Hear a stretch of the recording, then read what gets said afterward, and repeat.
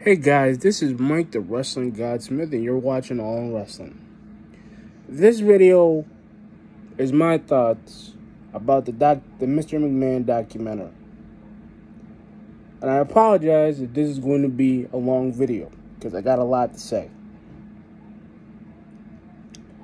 I learned a lot from this video. Learned about what kind of person Mr. McMahon was. I know everybody else has talked about it because they've seen everything from beginning to end just like I did. I still feel the same way about Vince.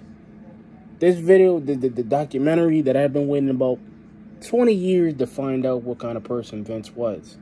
And I'm not going to say the dude was an angel. I'm not even going to say he was the devil. The guy was a businessman. He made people, he broke them, but he didn't break them personally. He did it professionally, like any other business guy in the universe would do. But in this game of professional wrestling, you can't say that he didn't do it. You know, his dad was the same way.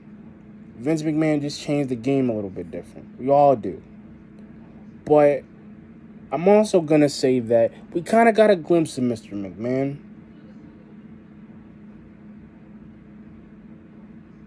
We got a glimpse of him.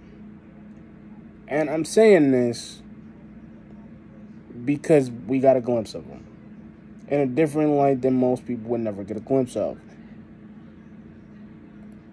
God damn it.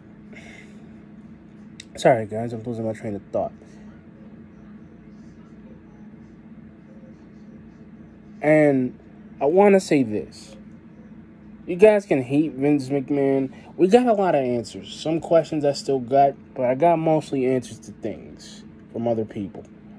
But this documentary felt like it wasn't really a cover-up.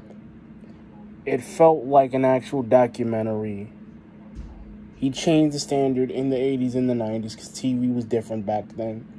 He gave us an escape from the real world when we needed it. I'm not going to fault the guy for doing it. You know? I'm not going to fault him for Owen Hart's death, and everybody needs to get over that shit, because he didn't do it personally. It was the manufacturer who had the thing set up. We've had this problem before. They did it. Vince knew, he checked it out. It was an accident. It wasn't like he wanted to kill Owen. He loved Owen. He didn't want him to go to WCW, and I felt bad that he didn't want to go. But I realized Bret Hart, I realized those guys that he got. Hulk Hogan, Macho Man Randy Savage, Andre, I felt bad even more because, like, him getting a surgery that was really because he needed the surgery, and he went the heck to get it, and I think because he was getting older, he was acting a lot, and I think because that time frame of the 90s was coming and he was phasing out. Because the thing is, Vince needed a replacement. Hulk was that replacement till Shawn Michaels, till Razor Ramon, till Bret Hart came in. Like, the New Generation era was like the birth of the Attitude, because New Generation had attitude. You had guys like Kevin Nash, Diesel, like guys who came in that weren't freaks of nature anymore. Like the guys, like people think that Vince was this bad guy. Like, they think that he was this bad guy about how to build things, but he wasn't. The 70s was the same way. Mid-South, Atlantic Wrestling, all these companies came in, like, trying to change it. Even Eastern Championship Wrestling before it became Extreme Championship Wrestling, that nobody really knows. Because it's like, yo, Vince's dad knew what he wanted. And Vince knew what he wanted. He wanted to take the drama from daytime television and talk shows and turn it into something that we would get. That's what the concept of interviews, and I don't care what anybody says. I said it when we first knew what Vince was like. If all those women knew about Vince and what was his attitude like, and we've all seen it on national television, And now you decide to speak after 20 years or 30 years goes or 40 or 50 years go away? People don't understand, like, bro, the guy was untouchable. You got money. Y'all decided, and I'm gonna say this because all those people that he so-called hurt or abused, they spoke up 2 years ago because they couldn't get Vince because he was getting older. See, he's always gonna play the victim because that's what he was. A rich kid. He was a rich kid. He was a self-made millionaire by himself. Everybody says that Vince McMahon is the devil. He's evil. So was Ted Turner. Ted was doing a lot of things we didn't know what he was doing. He was doing a lot of things. Bill Clinton was the devil when he was president. And I say this because this was a documentary of a guy who literally came from nothing and built something. And I say this because I can say this. Everybody want to say that Vince was a bad guy. Every businessman, mogul, multi-millionaire guy who has money is not evil. Like Triple H says, if you're a billionaire, you're evil. If you're a millionaire, you're the Antichrist. If you're not making money, you're not making friends. And I say this because, you know what's funny? Everybody forget, we got all these documentaries about these people, and everybody want to talk about, oh, he was a bad guy, or he was evil, or he was this. No, he wasn't evil. Ted Turner wasn't evil. We just knew he played dirty. He was a rich guy. He had money. He wanted to beat Vince. He couldn't beat him. WCW tried. Because of Eric Bischoff. They tried to beat him and couldn't. Because they had guys from the 80s, in the early 90s that were superstars. Not wrestlers. Superstars. And it's a sin to say wrestler now because everybody want to say, oh. Bruh, Vince McMahon was a kid who got abused, didn't even know his dad until he was 12. Didn't meet him till he was 12 years old. And was having business decisions with him at 39. Bro, he was already in it. He met Wanda when he was 16. She was 13. And broke everybody. And you know what? Through all the entire documentary that I've seen up to like episode 5 and 6, nobody talked bad about him. And they want to talk about this brother's an evil and he's the devil and he's Satan. Bro, he won. He's been writing history books. It wasn't a cover-up. They could have went real dirty. The guy who wanted Bob Costas even knew it in the 80s with ABC knew it. Because he was protecting the sport that we love. He was protecting the sport that we idolize today. I look at this documentary as a positive because it was 20 years we've been waiting for this dude to tell what the secret was. Because we didn't know what it was. We didn't get it. He created stories that most people would have never thought of doing. The realism, that gray area that everybody wants in pro wrestling now, and not the kookiness. We get that realism. He even says he doesn't regret doing it all. He'd do it all again.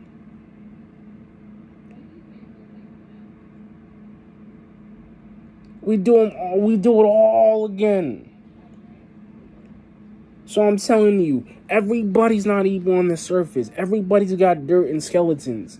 Mr. McMahon's not the only one. And the women, I can understand them being abused, but the funny thing is, they haven't said a thing. One person said a thing in the 80s, everybody thought it was fake because it was a fake story. If he's so bad, why the brother not in jail? If he's so evil, why is he not in jail, right? Y'all forget the guy created this business that can never fail. Can't do no wrong. And the guy that we've been classifying as a freaking psycho or pervert or whatever we classify him as, the documentary was good. It showed a side of Mr. McMahon. He got a lot of people talking about him. That's what it did. That's what the doc did. That's what the allegations did. That's what they did to get us talking about a guy who's been in the wrestling business for 40 plus years, to get him talking about him. That's why every time you see something like the most controversial figure, he's up there with Bill. And that's what the whole thing in the documentary is, to get people talking about him. They could have made this into an hour-long documentary, 2 hours in. They know this guy's evil. But the funny thing is, we got a book on him. We got many different documentaries about him. And everybody still want to hang that dude by the neck of why he did this.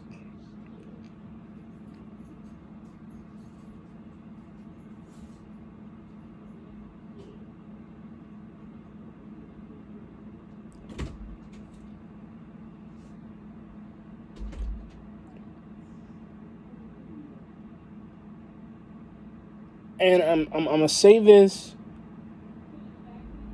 I'm gonna say this with the greatest respect. I'm gonna say this with the honesty that I've been making my YouTube videos off of. This guy literally had everybody in his back pocket since the beginning. And I want to say this because I said it 5 years ago. When I first started watching as a fan. I've been a fan since the beginning. And I'm not even half as old as all these other fans. I'm only 29. I'm a very young guy. I'm not even there yet. Yeah. So before I even go into it, it's a really good documentary. The guy's not evil. It should have been Mr. McMahon. No chance in hell.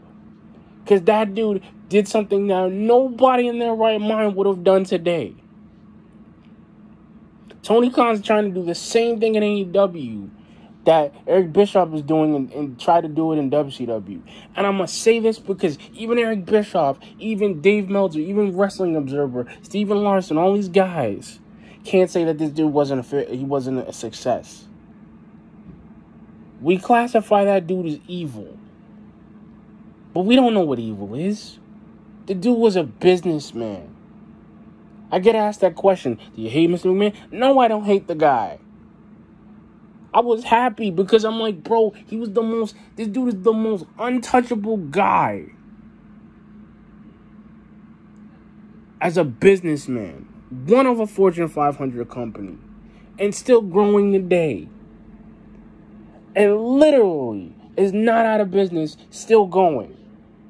Ted Turner can't even admit to that. Ted Turner had scandals. That brother was out of business. His wrestling company died. He had a cover story about it in Forbes. How many times has Mr. McMahon been on Forbes? 5 or 6 times a year? Great Sports Almanac? They did it to him.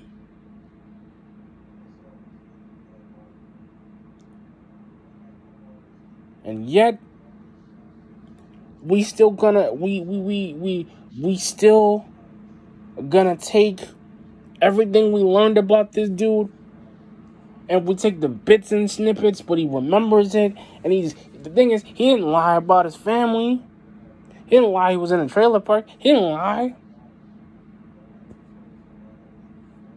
He was a kid. He was a kid just like the rest of us.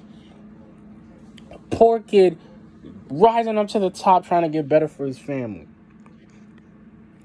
Vince could have been like, yo, he didn't say he hated his dad. Nothing in the first part. He is Vince McMahon Jr.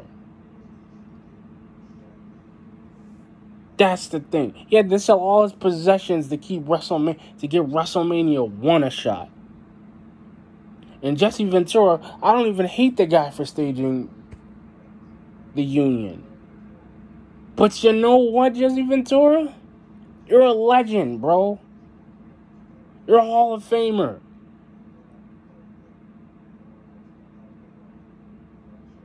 They let you come in as a guest referee when you wanted to be freaking governor of a state. Yeah, so you won. You got your brick, bro. You won. And I'm gonna say this.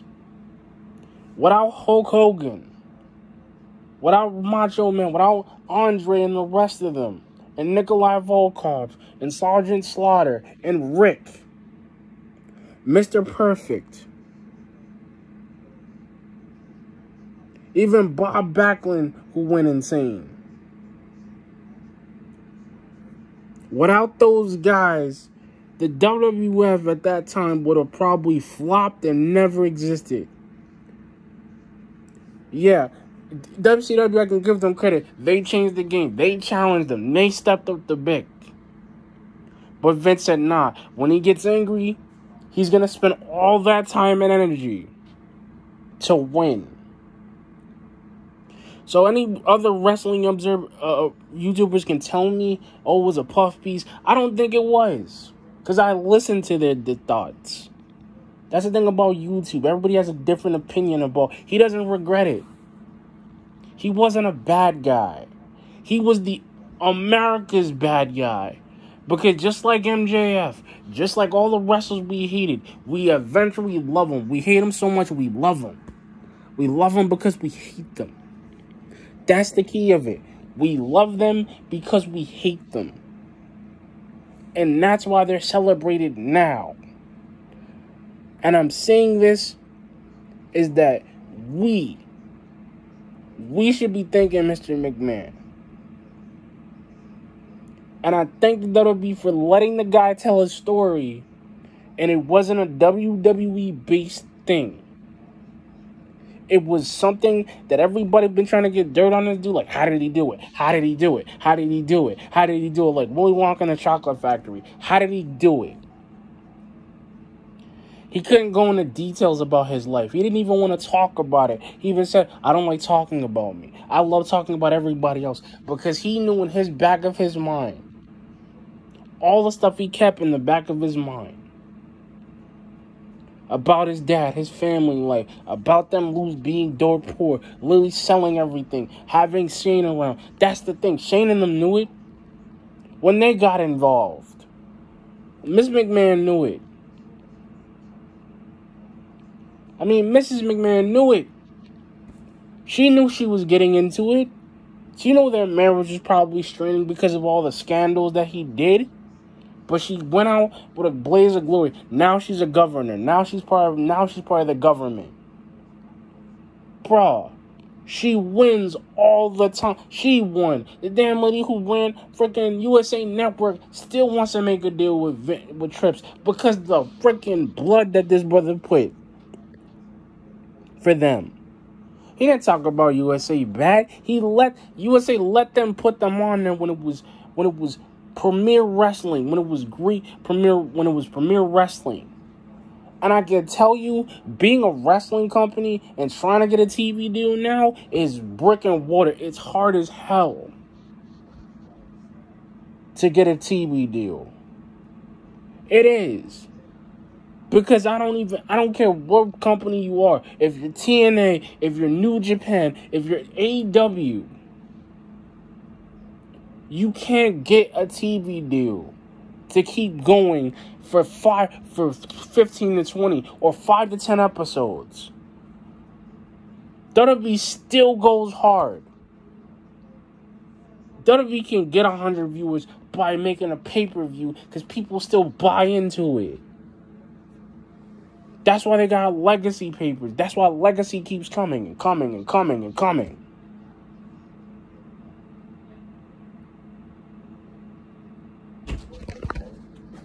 Yeah. Okay. Like I said, and keep filming and filming and filming. Because it's all the same. Because they didn't take him seriously. Nobody did. Not even Saturday Night Live, which was prominent in the 70s and 80s and 85 and 90s. Bruh, they thought that pro wrestling was a joke. Mad TV thought it was a joke. And they only got Bret Hart as WCW. They get him in WWE. And like I said, you know what? Sean actually saying he was a prick and saying that he was this guy in the new generation. He was the new generation. Him and Bret. Because, bro, he's been around, and I'm going to miss Owen. I'm still going to miss him today. But, you know what? If they would have stopped the show to grieve, yeah, it was tough. Yeah, it was messed up. But you know what? He had to distract himself. Not even as a businessman, as a human being. Because he really thought in the back of his mind, he caused it. Yeah, Bret, you could have been angry at him. You could have punched him in the face and you were close. Same thing with Sean. Sean never hated Owen. Nobody did. Yeah, Triple H did that thing with the curtain call. But it was fine. Because it showed us that it's okay to be friends in wrestling. ECW was trying to take it to new heights. And ECW had a plan. And they went extreme. They did the same thing that Vince did, but did it extremely. Went on videotape, had to go try to get TV deals, couldn't be taken seriously because TNN didn't want him. USA didn't want him. Fox didn't even want him, which I'm kind of surprised because Fox would have took anybody. But I understand the business point of Mr. McMahon. I understand the personal investment he put in. He put his own money in. His dad didn't give him a cent for that company.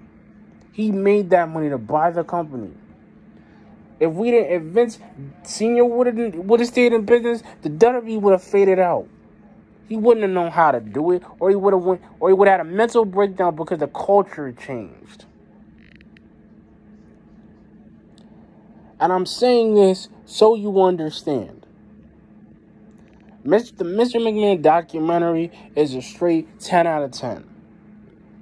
Because we got to see the human side of wrestling's biggest opposing figure in wrestling history. That's why I say it's a 10 out of 10.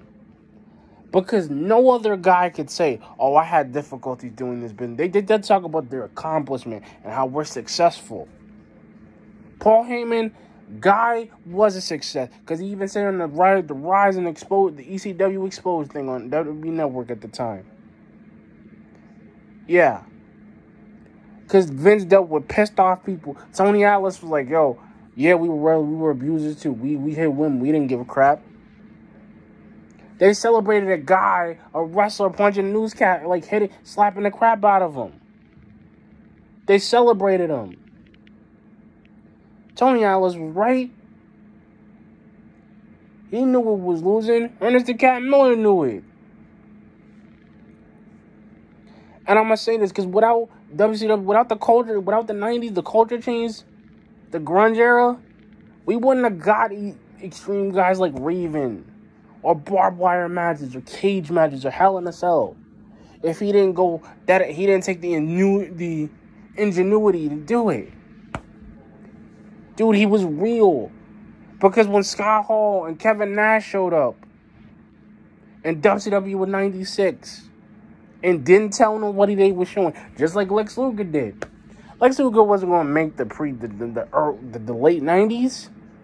He tried in the early 80s. He tried in the early 90s to do it.